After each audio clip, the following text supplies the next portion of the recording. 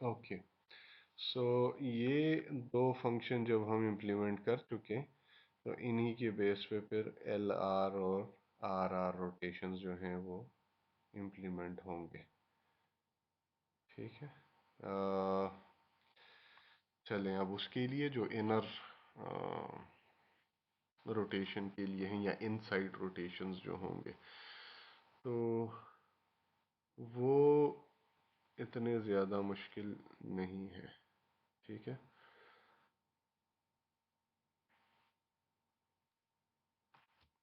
Node pointer वो भी इसी तरह का एक फंक्शन होगा। ठीक है। और इसको हम R L, rotate right left, ठीक है, इसको भी एक नोड पॉइंटर आएगा। इसको टी कह लें या एक्स कह लें, जो भी आप कहना चाहते हैं। ठीक है। ये right and then left rotation के लिए है। ठीक। ये राइट और लेफ्ट रोटेशन दोनों अप्लाई उस केस में होंगे जब आपके पास राइट चाइल्ड के लेफ्ट सब ट्री में इंसर्शन हुई होगी। ठीक है। राइट चाइल्ड के लेफ्ट सब ट्री में अगर रोटेशन हुई है, तो पहले लेफ्ट को राइट साइड पे लेके जाने के लिए राइट रोटेशन होगी, और फिर चूंकि एक स्टेप ऊपर जो है वहाँ पे राइट साइड की ग्रोथ ज़्यादा नज़र आएगी, तो उसके लिए लेफ्ट रोटेशन फिर वहाँ पे अप्लाई की जाएगी। ठीक है। सो इसी को हम यहाँ पे इम्प्लीमेंट करेंगे। T dot, sorry, T dot right child equal to right rotate. यही फंक्शन हमने इम्प्लीमेंट किया था, टी डॉट राइट चाइल्ड। ठीक है। और इसके बाद ये राइट रोटेशन जब हो चुकी होगी, तो उस वक्त जो भी टी बन चुका होगा, देट वुड बी, टी का राइट चाइल्ड जो बन चुका होगा, T equal to left rotate.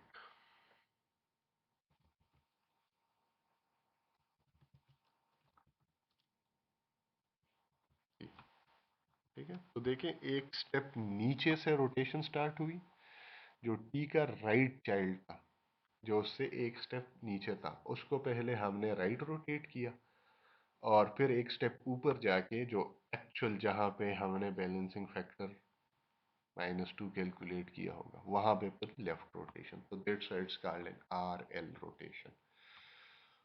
ठीक है। और फिर क्या है, फिर इसमें है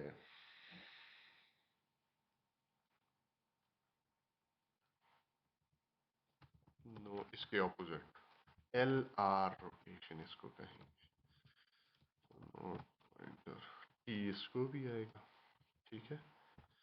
और ये क्या होगा, एल आर। तो एल आर के लिए पहले हमने लेफ्ट रोटेट अप्लाई करना होगा टी के लेफ्ट पे। T dot left child equal to left rotate T dot left child. ये उससे एक स्टेप नीचे, पहले लेफ्ट रोटेशन अप्लाई हुई, and then T equal to right rotate T पे। ये रोटेशन कंप्लीट हो जाएगी इस तरह से। कुछ जगहों पे इन्होंने सिंगल रोटेशन को आर आर रोटेशन के लिए अलग से यहाँ पे फंक्शन कॉल किया होगा, तो वो कुछ और नहीं होगा, वही फंक्शन होगा जो हमने ऊपर लेफ्ट रोटेट और राइट रोटेट, लेकिन उन्होंने यहाँ पे उसके लिए अलग से फंक्शन इस तरह से बनाए हुए हैं। So let's say if I call it L L rotation, left double left rotation, some people call, some literature call it double left rotation, but that is not double left rotation. Instead we can just use these functions, इन्हीं को हम directly इस्तेमाल कर सकते हैं, ठीक है। और जहाँ पे डबल की ज़रूरत पड़ेगी तो फिर हम एल आर या आर एल या एल आर रोटेशंस जो है वो यूटिलाइज कर सकते हैं, ठीक है। सो मेरे ख्याल में उसको अलग से लिखने की ज़रूरत नहीं है।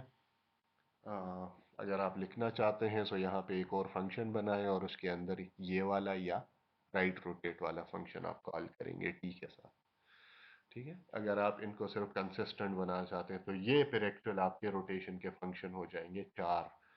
अदरवाइज दो इनर के लिए ये हो गए और आउटर के लिए ये, और इससे ऊपर जो राइट रोटेट हमने लिखा, so 1 then 2 and 3 and then 4। 4 cases हैं आपके पास रोटेशन के और उन 4 पे आप ये अप्लाई कर सकते हैं, ठीक है। सो ये आपके बेसिक फंक्शंस कंप्लीट हो गए। इसके बाद फिर हम क्या कर सकते हैं, अब हम एक्चुअल एवीएल इंसर्शन की तरफ आ सकते हैं, ठीक है। और एवीएल इंसर्शन में हम जो हैं, जाहिर सी बात है that should be A recursive. तो हम करेंगे क्या कि ओरिजिनल जो हमारे पास बीएसटी का, बाइनरी सर्च ट्री का जो इंसर्ट फंक्शन है, इसको नहीं छेड़ते क्योंकि ये रिकर्सिव नहीं है, तो इसको इसी तरह छोड़ देते हैं और हम एक नया फंक्शन यहाँ से स्टार्ट कर देते हैं, उसको हम एवीएल इंसर्ट का नाम दे देंगे, ठीक है। So that would be much easy implementation. Okay, तो अब यहाँ से स्टार्ट करते हैं हम अपना एवीएल इंसर्ट फंक्शन। नीचे ये बाइनरी सर्च ट्री के इंसर्ट को हम इसी तरह से छोड़ देते हैं, ठीक है। सो because this is a recursive algorithm, so that's why it will be returning a node pointer AVL insert, और इसको भी एज ए पॉइंटर एक करंट रूट इसको हम कहेंगे, या करंट रूट ज़्यादा बेहतर होगा, सी रूट हम इसको कह दें। इंट की, बल्कि ये बार बार कैपिटलाइज करना पड़ता, सी रूट इसको कह देते हैं, ये की बन जाएगी। और साथ में अगर आप डेटा रखते हैं, डेटा की कोई ज़रूरत रख है नहीं, बस ये दो काफ़ी है, ठीक है। अब रिकर्सिव फंक्शन है तो उसमें हम पहले ये भी चेक करेंगे जो इसका बेस पॉइंट होगा, बेस कंडीशन होगी, जहाँ से रिटर्न, जब फंक्शन बार बार अपने आप को कॉल करेगा तो कोई टर्मिनेटिंग के कंडीशन भी होनी चाहिए ना, जिसको रिकर्सिव फंक्शंस के टर्मिनोलॉजी में बेस केस कहते हैं। So if C root is equal to null, इसका मतलब ये है कि आप आगे जो हैं आप कॉल नहीं कर सकते फंक्शंस को।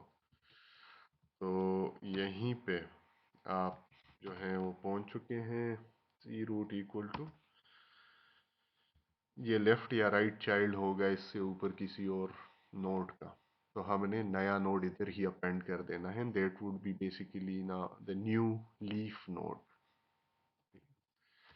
न्यू नोड की के साथ। और अच्छा, यहाँ पे हमें डेटा की ज़रूरत पड़ेगी, ठीक है, क्योंकि अभी हम यहाँ पे नया नोड बना रहे हैं। सो डी आल्सो डेटा, ठीक है, हमें डेटा की ज़रूरत होगी, तो यहाँ पे हम क्या करेंगे,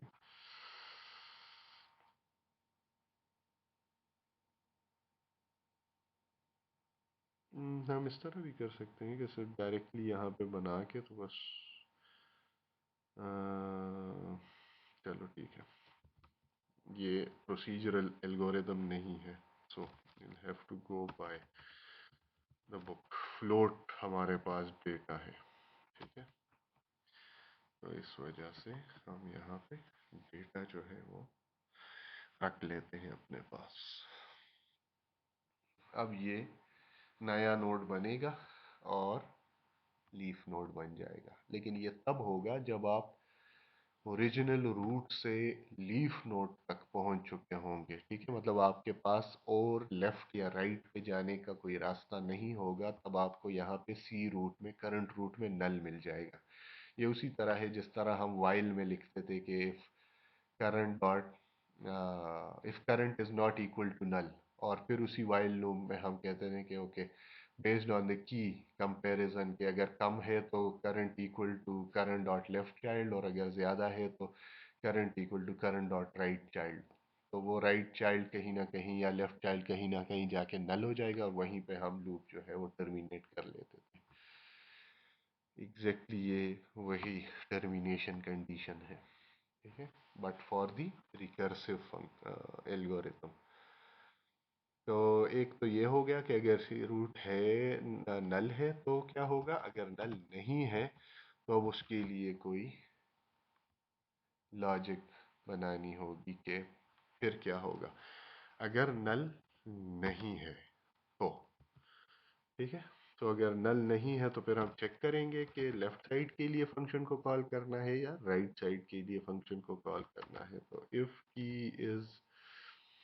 की value is greater than current root dot की।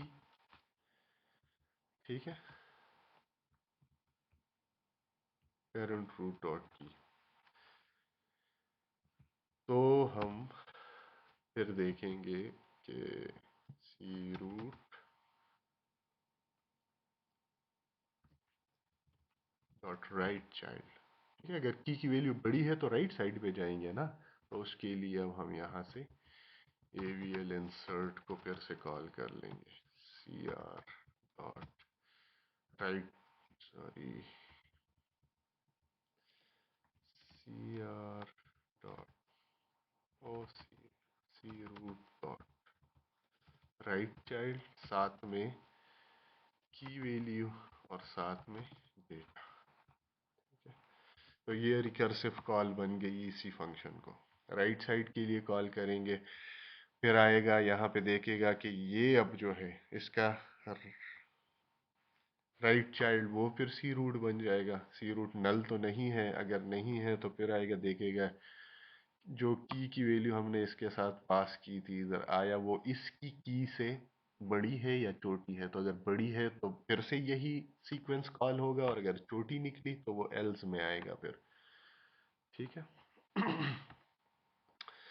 अब जब कहीं पे जाके वो इंसर्ट हो चुका होगा और जब रिटर्न की बारी आएगी, मतलब सी रूट कहीं पे जाके नल हो जाएगा। सी रूट यहाँ से होके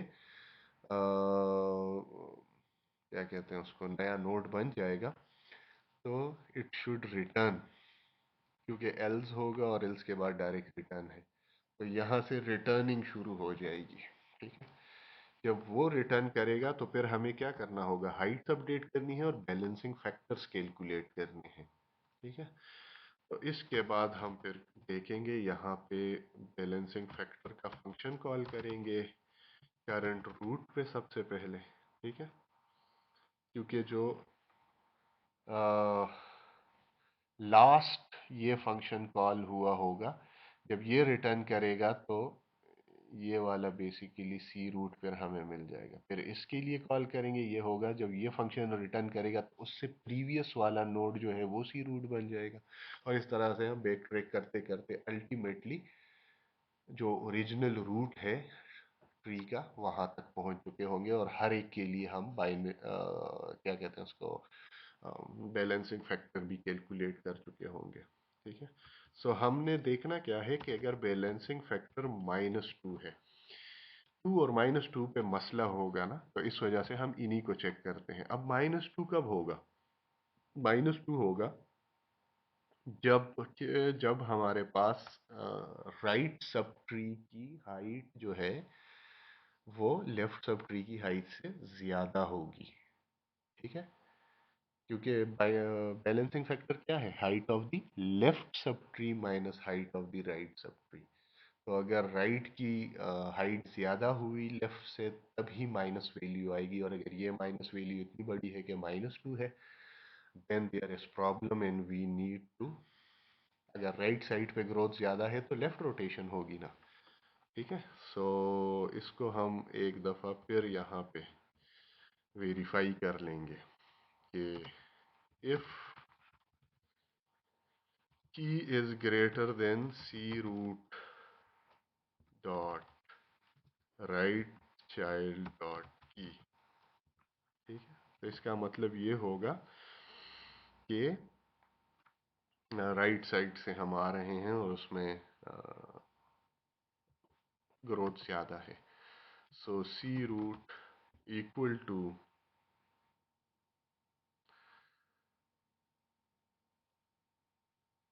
हमने क्या नाम दिया था, लेफ्ट रोटेट लेफ्ट था या लेफ्ट रोटेट था, क्या नाम दिया था उसको, left rotate.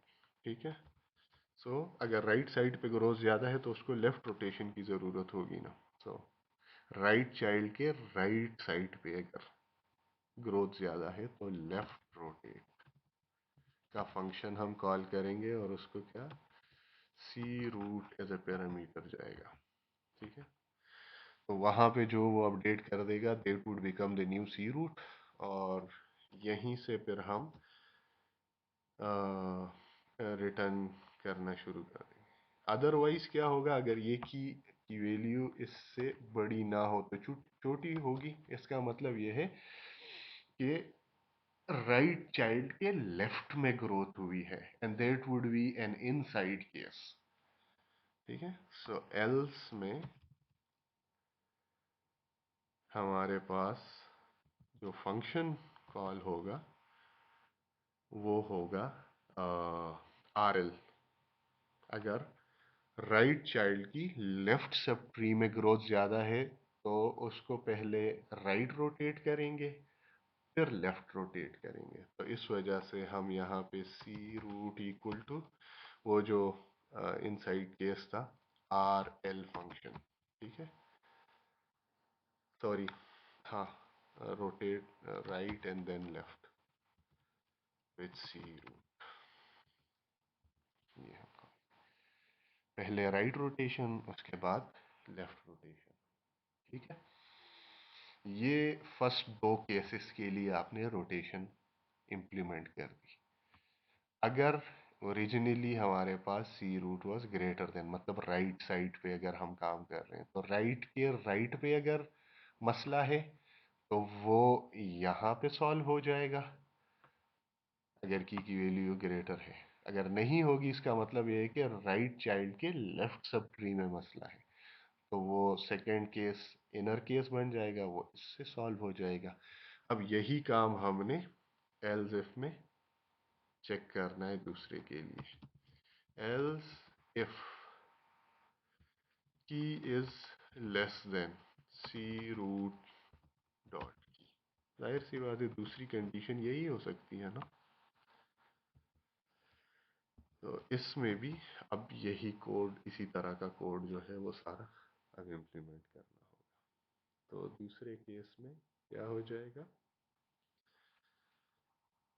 C root dot left child equal to, पहले तो एवीएल इंसर्ट होगा ना, AVL insert C root dot left child comma key comma data. तो ये तो इंसर्ट वाला पोर्शन हो गया। अब इसके बाद बैलेंसिंग फैक्टर की बारी आ जाएगी। ठीक है, सो यहाँ पे अगर लेफ्ट साइड पे ग्रोथ हो रही है लेफ्ट चाइल्ड पे, तो मतलब ये है कि लेफ्ट सब ट्री की हाइट ज़्यादा होगी, और बैलेंसिंग फैक्टर है height of left sub tree minus height of right side, कोई पॉजिटिव वैल्यू आएगी। अब अगर ये वैल्यू 2 हुई तो इसका मतलब होगा कि मसला है। ठीक है, बैलेंसिंग फैक्टर कॉल करते हैं विथ सी रूट, और अगर ये वैल्यू 2 हुई कभी, 1 है, 0 है, -1 है, कोई इशू नहीं। ठीक है, लेकिन जब ये वैल्यू इससे बढ़ेगी तब मसला होगा। फिर उसके बाद हम चेक करेंगे कि की इज ग्रेटर देन, ठीक है, लेफ्ट साइड के राइट पे मसला है या लेफ्ट के लेफ्ट पे मसला है। तो हमारे पास दो और केसेस जो हैं वो, अब यहाँ पे पहले हम, क्योंकि अगर हम की इज लेस देन, मतलब लेफ्ट के लेफ्ट वाला केस हम पहले चेक कर रहे हैं, that would be the second outside case. So C root dot left child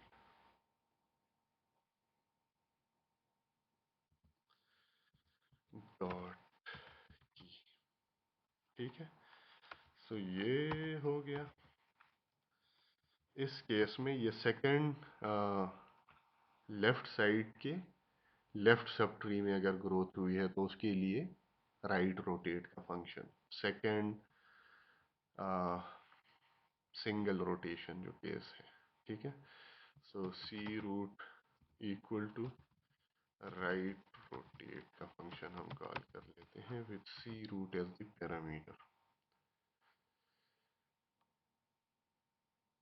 ठीक है, अदरवाइज क्या होगा, एल्स सी रूट के साथ लेफ्ट साइड के लेफ्ट चाइल्ड की राइट सब ट्री में ग्रोथ हुई होगी, so that would be the second inner या इनसाइड केस, और उसके लिए फिर हमें एल आर, पहले लेफ्ट रोटेशन उसके बाद right rotation. So L R function को हम कॉल कर लेते हैं विद सी रूट. तो ये आपके सारे के सारे कंडीशंस जो हैं रोटेशंस के इम्प्लीमेंट हो चुके हैं. जब ये काम हो चुका होगा, ठीक है, तो फंक्शन जब रिटर्न करेगा तो उससे पहले हमने हाइट्स को अपडेट करना है. So C root dot height, जो भी सी रूट उस वक्त होगा, ठीक है, वो नीचे से ऊपर की तरफ हम आते जाएंगे. तो C root dot height equal to, अब यहाँ से एवीएल हाइट, एवीएल हाइट यहाँ से पहली बार कॉल हो जाएगा, क्योंकि वो रिकर्सिव फंक्शन है. तो जहाँ से भी आप कॉल करेंगे वो नीचे सारे उसके लिए देख लेगा. ठीक है, साथ अपडेट कर देगा and then return C R से लिख देते हैं. सी रूट, सॉरी मैं इसको बार बार सी आर लिख रहा हूँ, देट इज सी रूट.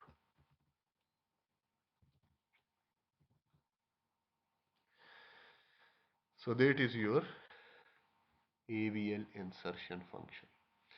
देखने में शायद थोड़ा सा कॉम्प्लेक्स लगेगा, और अगर आप लोगों ने इसको प्रॉपरली प्रैक्टिस ना किया तो ये है भी कॉम्प्लेक्स, क्योंकि रिकर्सिव एल्गोरिथम हमेशा कॉम्प्लेक्स होते हैं. सर लिखने में तो छोटे होते हैं ना, ठीक है, इतना ज़्यादा कोड है नहीं, लेकिन अगर आप इसको प्रॉपरली समझने की कोशिश करेंगे then you have to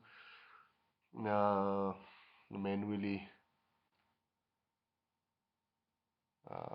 dry run it, और उसको समझना थोड़ा सा ट्रिकी हो जाता है.